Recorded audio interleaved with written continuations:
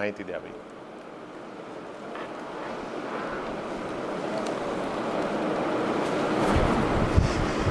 सगळ्यात महत्त्वाच्या मुद्द्यांकडे आधी आपण लक्ष घालूया। सगळ्यात पहिली गोष्ट म्हणजे आत्तापर्यंत अत्यावश्यक वस्तू आणि त्याच्या सेवांची दुकानं जी सकाळी 7 ते 11 या वेळेत सुरू होती ती आता सकाळी 7 ते दुपारी 2 या वेळेमध्ये सुरू राहणार आहेत। अत्यावश्यक गटात नसलेली इतर दुकाने पण या इतर दुकानांमधून शॉपिंग सेंटर असतील, मॉल असतील किंवा अशा स्वरूपाचे ज्या ठिकाणी एकत्रित मोठ्या प्रमाणामध्ये म्हणजे ज्याला इंग्रजीमध्ये आपण नॉन स्टँड अलोन शॉप्स म्हणतो अशी दुकानं सुद्धा सकाळी 7 ते 2 या वेळेत चालू राहतील। परंतु हे फक्त आठवड्यातले 5 दिवस सोमवार ते शुक्रवार असणार, शनिवार रविवार मात्र हे सर्व दुकानं बंद राहणार आहेत। महत्त्वाची बाब म्हणजे अशा भागात आवश्यक वस्तूंच्या जोडीने आवश्यक नसलेल्या वस्तूंचं देखील ई कॉमर्सच्या माध्यमातून वितरण करता येईल। ई कॉमर्स म्हणजे प्रोफेशनल ई कॉमर्स असलं पाहिजे। मग ॲमेझॉन कुरिअर असेल, ब्लू डार्ट असेल, फ्लिपकार्ट असतील वगैरे वगैरे इतर गोष्टी। दुपारी 2 वाजल्यानंतर मात्र महत्त्वाचा मुद्दा आहे, लक्षात घ्या, दुपारी 2 वाजल्यानंतर मात्र वैद्यकीय किंवा इतर आणीबाणीच्या प्रसंगाव्यतिरिक्त व्यक्तींच्या हालचालींवरती निर्बंध राहणार आहेत। कोरोनाविषयक काम करणाऱ्या कार्यालयांव्यतिरिक्त या कार्यालयांबाबतचे निर्बंध जे आहेत ते ऑलरेडी आधीच्या आदेशांमधून डिक्लेअर करण्यात आलेले आहेत। तर इतर जे कार्यालय होते ज्यांच्यामध्ये उपस्थिती कार्यालयीन कर्मचाऱ्यांची उपस्थिती ही 15% करण्यात आली होती, तर या सर्व शासकीय कार्यालयांमध्ये आता 25% कर्मचारी उपस्थितीनिशी सुरू राहतील। आणि यामध्ये देखील संबंधित विभाग प्रमुखास जर असं वाटत असेल की अधिक उपस्थितीची आवश्यकता आहे तर ते डिस्ट्रिक्ट डिझास्टर मॅनेजमेंट ऑथॉरिटी म्हणजे जिल्हा आपत्ती व्यवस्थापन प्राधिकारी यांची परवानगी घेऊ शकतात। कृषी विषयक कामासाठी आपल्या सर्वांना माहिती आहे की सायंकाळी 5 वाजेपर्यंतची मुभा देण्यात आलेली आहे। सोमवार ते शुक्रवार येणारा पावसाळा खरीप हंगामाच्या पेरणीसाठी तयारी करण्यासाठी शेतकरी बांधवांसाठी ही मुभा देण्यात आधीपासून आलेली आहे। यामध्ये नवीन कुठलाही बदल नाही। त्याचबरोबर दुकानांना या पुरवठा केल्या जाणाऱ्या वस्तूंच्या वाहतुकीवर निर्बंध राहणार नाही। बऱ्यापैकी आधीच्या आदेशांमध्ये ज्या पद्धतीने अंमलबजावणी करत होते त्याच पद्धतीने आताही केली जाणार आहे, विशेषतः या बाबींवरती। पूर्वनियोजित लग्न व त्या अनुषंगिक समारंभासाठी 25 व्यक्तींच्या मर्यादेत ते कार्यक्रम स्वगृही पार पाडायचे आहेत। कोणत्याही परिस्थितीत समारंभाचा कालावधी हा 2 तासापेक्षा जास्त असणार नाही याची सर्वांनी दक्षता घ्यायची आहे। अंत्यविधीस 20 व्यक्तींना परवानगी असेल। पुढचा मुद्दा आहे की राज्याबाहेर कोणत्याही मंडळ, विद्यापीठ किंवा प्राधिकरणांकडून घेतल्या जाणाऱ्या परीक्षांसाठी विद्यार्थ्यांना परवानगी असेल आणि त्याचा म्हणजे प्रवासाची परवानगी आणि त्याचा पुरावा म्हणून परीक्षेचे प्रवेशपत्र हालचालीसाठी प्रवासासाठी ग्राह्य धरण्यात येईल। उदाहरणार्थ येत्या काही दिवसांमध्ये मेडिकलचे सुद्धा एक्झाम्स होणार आहेत आधीच्या सूचनेनुसार किंवा आधीच्या नियमांनुसार, आणि ते जर पार पडले गेले तर त्यावेळी तुम्हाला तुमचे प्रवेशपत्र हे वापरता येऊ शकतील। इतर जी काही आंतरजिल्हा प्रवास असणार आहे तर ती प्रवास आदेशामध्ये नमूद केल्याप्रमाणे आधीच्या नियमांप्रमाणेच चालू राहील। त्यामुळे आपल्या सर्वांना सद्यस्थितीमध्ये तरी मी सांगू इच्छितो की पासची जी सिस्टीम आहे ती अजूनही लागू असणार आहे आणि आपण आपल्या आंतरजिल्हा प्रवासासाठी ती वापरणार आहोत। सर्व रेस्टॉरंट्स, हॉटेल्स येथे पार्सल सुविधा, होम डिलिव्हरीची परवानगी असेल। ज्या ठिकाणी रेस्टॉरंट्स आहेत जिथं निवासी व्यवस्था असते, लॉजिंग असतं, त्या ठिकाणचे जे रेस्टॉरंट्स आहेत त्या रेस्टॉरंट्समधली लोक तिथे राहणाऱ्या लोकांना इन हाऊस गेस्ट यांना रूम डिलिव्हरी देऊ शकतील। वर्तमानपत्रे, छपाई, विक्री आणि वितरण हे देखील दुपारी 2 वाजेपर्यंत याला देखील परवानगी असणार असेल। मात्र सर्व शाळा, महाविद्यालय, खाजगी कोचिंग क्लासेस सद्यस्थितीमध्ये तरी बंद राहतील। विद्यापीठाने मात्र निर्धारित केलेल्या परीक्षा या कोविड-19 सुरक्षा नियमांचे पालन करून घेता येऊ शकतील। सार्वजनिक आणि खाजगी वाहतूक जी आहे ती प्रवासी क्षमतेच्या 50% म्हणजे आधी निर्गमित केलेल्या नियमांप्रमाणे चालू राहणार आहे। त्याचबरोबर इत्यादी सर्व सामाजिक, धार्मिक, सांस्कृतिक, राजकीय कार्यक्रम, क्रीडा प्रकार, व्यायामशाळे, क्रीडा संकुले इत्यादी बंद राहणार आहेत। अशा पद्धतीने सद्यस्थितीमध्ये येणाऱ्या 15 दिवसांसाठी आपल्याला ब्रेक द चेनच्या नियमावलीची अंमलबजावणी करायची आहे। आपल्या सर्वांच्या महत्त्वाच्या माहितीसाठी आपल्या जिल्ह्याची पॉझिटिव्हिटी म्हणजे पॉझिटिव्हिटी दर हा 10च्या खाली गेलेला जरी असला तरी तो आपल्या केअरलेस वागण्यामुळं अचानकपणे वरती पुन्हा येऊ शकतो, पुन्हा केसेस वाढू शकतात आणि त्यामुळं तसं झाल्यास पुन्हा एकदा सर्व निर्बंध लादायला लागू शकतात। ते आपल्या कोणालाही नकोय। कुठल्याही छोट्या मोठ्या व्यापाऱ्यांवरती किंवा तिथे काम करणाऱ्या मजुरांवरती आपल्याला आता अजून ताण टाकायचा नाही आणि त्यासाठी प्रत्येकाने जबाबदारीने वागणं गरजेचं आहे।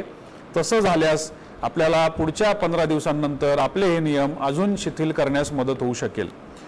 सर्व नियमांचं शॉर्टमध्ये सार सांगायचं झाला तर अत्यावश्यक किंवा अत्यावश्यक व्यतिरिक्त बऱ्याच अंशी जे स्टँड अलोन शॉप्स आहेत म्हणजे एकटे दुकाने, हे दुकाने किंवा आस्थापना या दुपारी 2 पर्यंत चालू राहतील आठवड्यातले 5 दिवस।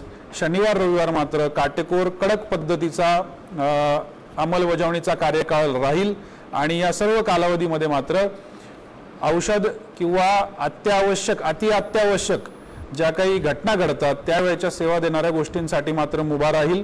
त्याचबरोबर शेतीविषयक जी कामं आहेत त्यांच्यासाठी आधीप्रमाणेच 5 वाजेपर्यंतची शिथिलता देण्यात आलेली आहे।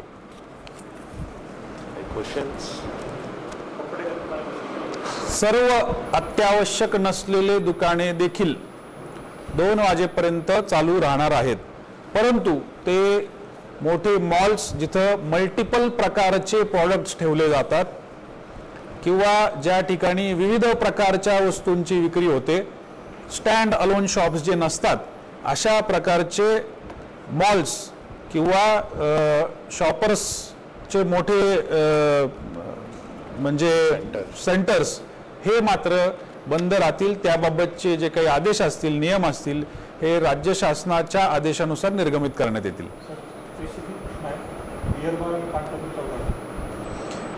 सर्व 2 वाजेपर्यंत चालू नाही। बियर बार हॉटेल्स रेस्टॉरंट्स याच्यामध्ये होम डिलिव्हरी ते पार्सल सेवा अलाउड आहे। तिथे बसून जेवण करण्याच्या ते अलाउड नाही। जसा SP साहेबांनी सांगितलं, मी परत तेच रिपीट करतो, आपल्याला खूपच सरळ भाषेमध्ये सांगतो की आपले जे रिस्ट्रिक्शन्स होते त्याच्यामध्ये काय सूट मिळालेली आहे। जे सगळे शॉप्स जे आपण बंद केले होते, नॉन इसेन्शियल शॉप्स ज्याला आपण म्हणते, ते सगळे शॉप्स सकाळी 7 से दुपारी 2 पर्यंत चालू राहणार। वीकेंड लॉकडाऊन आपला कंटिन्यू राहणार आहे। हे नॉन इसेन्शियल शॉप्समध्ये तुमचे कापडचे दुकान आले, तुमचे हार्डवेअरचे दुकान आले, तुमचे ज्वेलरीचे आले, फुटवेअरचे आले, हे सगळे त्याच्यामध्ये इन्क्लुडेड आहे। पण जसं आपण हे आता एक पाऊल उचललेलं आहे की आपण हे सगळे रिस्ट्रिक्शन्स काढलेले आहे नॉन इसेन्शियल शॉपसाठी, तर सगळ्यांना हेच विनंती आणि आवाहन आहे की जर आपण हे स्टेप घेतला आणि आपण ते कोविड अप्रोप्रिएट बिहेवियर ज्याला म्हणते ते आपण नाही पाळला, ते दुकानामध्ये खूप गर्दी झाली, दुकानदारांनी काही कंट्रोल नाही केला, तर अशा परिस्थितीमध्ये केसेसची संख्या वाढू शकते आणि आपल्याला परत नाईलाजाने लॉकडाऊनवर जे आपण पूर्वीचे रिस्ट्रिक्शन्स लावलेले आहे ते परत लावण्याची शक्यता नकारता येत नाही। सगळे लातूरकरांनी आजपर्यंत जेवढा सहभाग केलेला, सहकार्य केलेला आहे त्याच्याबद्दल मी खूप आभारी आहे। आपण सगळ्याच्या सहकार्यामुळे आपण आज 3.5% पॉझिटिव्हिटी रेटवर आलेला आहे। राज्यामध्ये आणखीन काही जिल्हे आहे जिथे 10% पेक्षा जास्त पॉझिटिव्हिटी रेट आहे आणि तिथे ते लॉकडाऊन कंटिन्यू आहे। मात्र आपण याच्यामध्ये फॉर्च्युनेट आहात की आपली कमी झालेली आहे, ज्याच्यामुळे शासनाने आपल्याला परवानगी दिलेली आहे की तुम्ही स्थानिक स्तरावर असे डिसिजन घेऊ शकते। पण याच्या आपल्याला काळजी आपल्याला घ्यावी लागेल। आपण परत एकदम बिंदास होऊन जर आपण पूर्ण जे सोशल डिस्टन्सिंगचे नॉर्म्स, मास्कचे नॉर्म्स सगळे जर आपण विसरून गेले तर आपल्याला अडचण येऊ शकते। तर सगळे जे दुकानदार आहे, कापडचे, फुटवेअरचे, नॉन इसेन्शियल शॉप्सचे, ते सर्व दुकानदारांना माझी विनंती आहे की आपण हे जे केलेलं आहे आपल्यासाठी केलेलं आहे। आता आपली जबाबदारी आहे की तुमचे शॉप्समध्ये हे सगळे बंधन लोकांनी पाळले पाहिजे, कोविड अप्रोप्रिएट बिहेवियर झाला पाहिजे, डिस्टन्सिंग राहिली पाहिजे आणि हे सगळे झालं आणि आणखी आपली पॉझिटिव्हिटी रेट कमी आली तर डेफिनेटली आपण 15 दिवस नंतर पूर्णपणे पण आपण सगळे रिस्ट्रिक्शन्स काढू शकते. तर सगळ्यांना हेच विनंती आहे की ते आपल्याला फॉलो करावं लागेल. आणि जे वीकेंड लॉकडाऊन जसं SP साहेबांनी सांगितलं हे परत मी याच्यासाठी रिपीट करतो कारण की महत्त्वाचे विषय आहे. वीकेंड लॉकडाऊन आपला कंटिन्यू राहणार आहे. आणि आणखी एक छोटीशी गोष्ट आहे की काही एरिया जसा गंजगोलाई आहे, काही एरियामध्ये क्राउडिंग होण्याची शक्यता असते. तर तिथे मात्र आम्ही चर्चा करून कॉर्पोरेशनशी ते गर्दी कसा कमी करू शकते याच्यासाठी आम्ही काही उपाययोजना तिथे लावणार, ज्याच्यामध्ये काही रिस्ट्रिक्शन्स होऊ शकते की तुम्हाला व्हीकल्स आतमध्ये ले जाने की परवानगी नहीं होगी, हो सकता है कुछ रिस्ट्रिक्शन्स आहे. तर कृपा करून आम्हाला सहकार्य करा. हे सगळे जे आपण करत आहे हे आपल्यासाठी जे आहे की आपली दुकान आपण चालू शकते. जे 2 महिन्यापासून दुकाने बंद आहे ते सुरू होऊ. तर याच्यासाठी जर आम्ही काही रिस्ट्रिक्शन्स लावले असे एरियामध्ये ज्याच्यामुळे क्राउडिंग कमी करण्यामध्ये आम्हाला मदत होणार, तर सगळे दुकानदारांना आणि सगळे नागरिकांना हे रिक्वेस्ट आहे की कृपा करून ते आम्हाला सहकार्य करा. विनाकारण पोलीस किंवा मनपाचे लोकांची तिथे भांडण करू नका. हे फक्त गर्दी कंट्रोल करण्यासाठी जे आहे, ज्याच्यामुळे आपली जे ट्रान्समिशन आहे व्हायरसचा ते आपण कंट्रोल करणार आणि ब्रेक द चेन जे आपण काही प्रमाणात मध्ये आपण यशस्वी झालेला आहे ते आपण कंटिन्यू करू.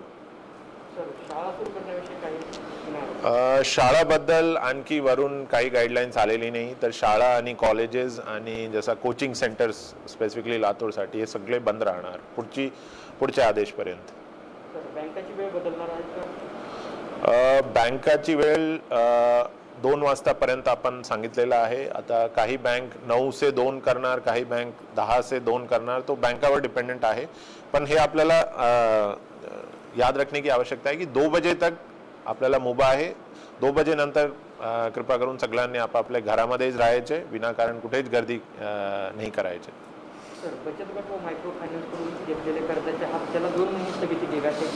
बचत गट आणि मायक्रो फायनान्सचे माझ्याकडे तक्रार आलेली आहे. 1-2 तक्रारामध्ये मी स्पेसिफिकली जे आमचे लीड बँक मॅनेजर आहे त्यांच्याशी मी बोललेला आहे आणि ते प्रकरणामध्ये काही सूट दिली आहे ते कंपनीने लोकांना. तर असे जे पण लोकांची तक्रार आहे, माझी हे रिक्वेस्ट राहणार की तुम्ही स्पेसिफिकली डिटेल सोबत आम्हाला आयदर ईमेल करा laturcollector@gmail.com किंवा आमच्या ऑफिसमध्ये तुम्ही डिटेल सोबत ते दाखल करा. आम्ही प्रयत्न करू.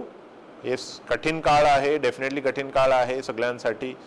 लॉकडाऊन होता ज्याच्यामुळे ते EMI रिपेमेंट करण्यामध्ये नॅचरली प्रॉब्लेम्स येत आहे. तर ते सॉल्व करण्यासाठी आम्ही डेफिनेटली प्रयत्न करू. आपण मात्र डिटेल्स आम्हाला ईमेल करा किंवा पत्राद्वारे द्या आणि आम्ही सूचना देऊ LDM मार्फत सगळे असे इन्स्टिट्यूट्सला की तुम्हाला थोडासा याच्यामध्ये रिलॅक्सेशन्स देण्याची आवश्यकता आहे. सर, मागील वर्षीच्या खाजगी शाळांचे शुल्क कमी करण्यासोबत न्यायालयाने आदेश दिले होते. तर त्याबाबतचे आदेश शिक्षण विभागाने जारी केलेले आहेत किंवा आपण करायला सांगितलं नाही, अजून असा काही आदेश जारी नाही झालेला आहे. पण मी परत एकदा माननीय CO साहेब आहे यांच्याकडे शिक्षण अधिकारी प्राथमिक, शिक्षण अधिकारी माध्यमिक आहे, तर आम्ही परत एकदा चर्चा करतो आणि याच्यामध्ये जे शक्य असेल ते डेफिनेटली आम्ही प्रयत्न करू मदत करण्याचा.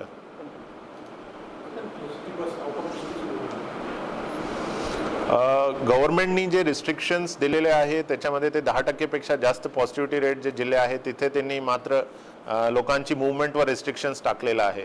तर मला वाटते ST बसेस जे म्हणजे की जे ग्रीन झोनमध्ये डिस्ट्रिक्ट्स आहे तिथे त्यांची सर्व्हिस सुरू होणार. पण हा राज्य लेवलचा डिसिजन आहे, हे मात्र आपल्या जिल्ह्यासाठी नाही आहे.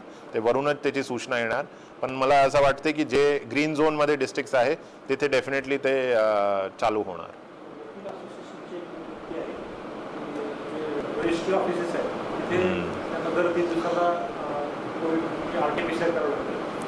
ते आम्ही डिसिजन एक घेतला होता. रजिस्ट्रार ऑफिसेसमध्ये बरेच ठिकाणी आम्हाला गर्दी दिसली होती आणि लॉकडाऊनच्या अनुषंगाने ते बरोबर नव्हता. पण आता मात्र ते आदेशबद्दल आम्ही पुनर्विचार करू.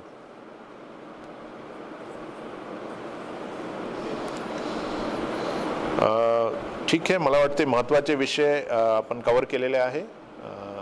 सगळ्यांना हेच परत परत आव्हान आहे आणि विनंती आहे की आपण जे सहकार्य आम्हाला दिलेलं आहे, ज्याच्यामुळे आपण सेकंड वेव्ह ऑलमोस्ट आपण कंप्लीट केलेला आहे. आता आपली पॉझिटिव्हिटी रेट 3.5% आलेली आहे. तर हा कंटिन्यू करण्यासाठी आपला सहकार्य पाहिजे. जोपर्यंत एक सफिशियंट नंबरमध्ये वॅक्सिनेशन होत नाही तोपर्यंत जर आपण कम्प्लिटली रिस्ट्रिक्शन्स काढले तर जे थर्ड वेव सगळे म्हणत आहे ते लवकर येऊ शकते. तर आपल्याला ते थर्ड वेव आना नहीं चाहिए, या तो उसको डिले करना है, तो उसके लिए हमें कुछ रिस्ट्रिक्शंस रखने पड़ेंगे.